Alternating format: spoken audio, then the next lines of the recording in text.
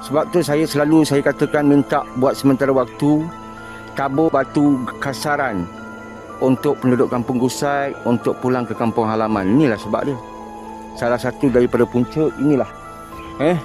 Sahabat-sahabat kena tahu kenapa dan mengapa saya minta tabur batu. Tengok, saya dah berkali-kali try.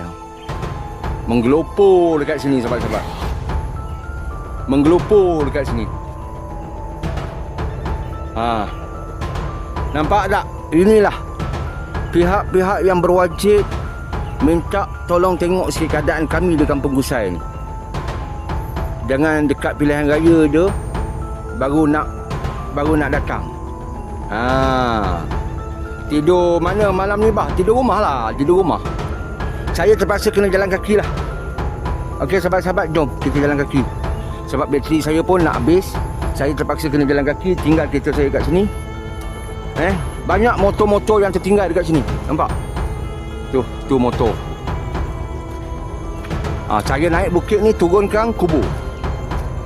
Sahabat-sahabat, dah berkali-kali saya try tak lepas. Itulah pihak-pihak yang berwajib tolong tengok sikit keadaan kami di Kampung Gusai ni.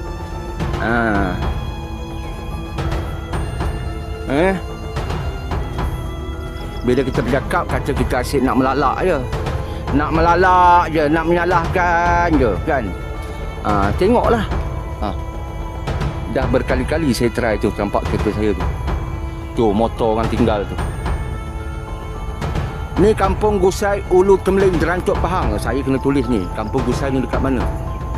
Kampung Gusai Derantut.